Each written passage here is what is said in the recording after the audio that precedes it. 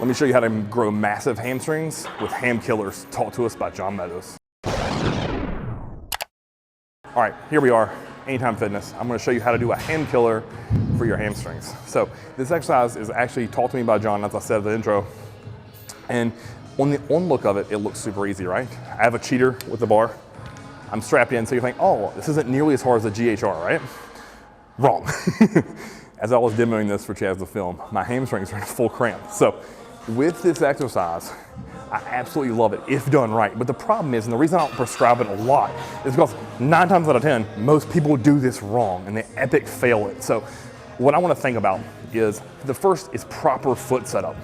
So if you notice I had the pad on this lat pull down pulled all the way down, and that's to trap my legs in. Just get on there, lock in. It's gonna feel unsafe at first. It's very similar to the way if you do a heavy weighted hyper, you're gonna feel kind of dangerous at first, but once you get locked in there and secure, you're not gonna eat shit. You just gotta try it. Okay, next, let's get us a lat pull down bar, and we're gonna put it out in front of us a good ways, and this is just to brace ourselves and to be stable. Now, if you can do these body weight without the assistance, by all means, attack it. But I use this pole, and plus, I'm really just trying to drill my hamstrings here. So 9 times out of 10, when I do this exercise, it's gonna be third or fourth in a rotation where my hamstrings are already pretty tired from doing 2 leg curls and RDL variation. So I never am gonna program this when my hams are cold. Just too high risk of injury for me.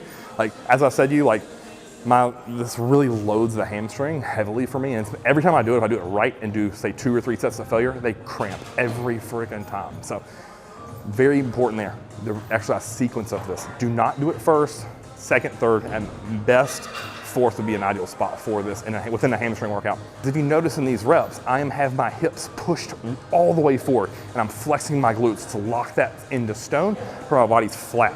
If at any time I let my hips break, it's gonna take weight off of the hamstring, and that's not what we want there. So let me show you what some bad reps look like.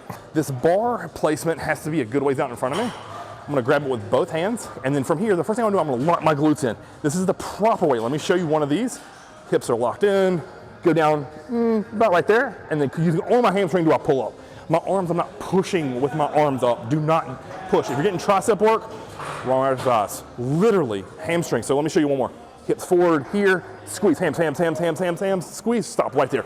If I come here, I lose tension on my hands. Now, if you notice when I purposely showed you how to lose tension, what do I do with my hips? I took them from here and shot them here.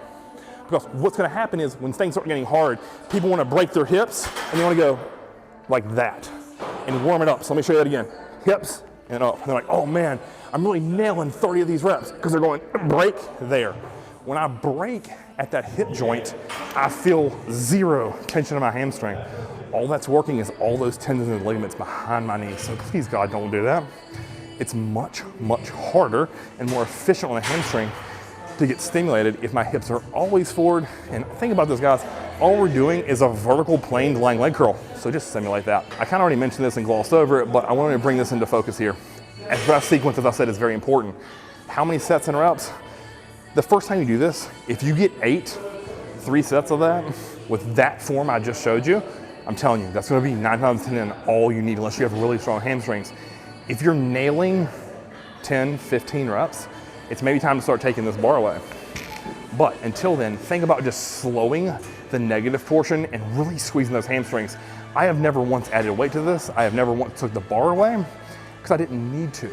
Because I'm really making my hamstrings work through a slow negative, and I'm using only that hamstring to shorten and almost cramp when I'm coming towards the top. And then again, I'm not taking tension off at the top. I'm staying slightly bent, or angled. It's a better word for that, not bent, but angled, to where all the tension stays on my hamstring from start to finish. And last thing here, I'll finish up with, pro tip, do not use PVC pipe, because if that shit shatters, it's gonna stab you in the throat. I've literally seen someone get stabbed in the chest with it, and it broke skin. Don't use PVC pipe, unless maybe you're an 80-pound female, and then those rules don't apply to you.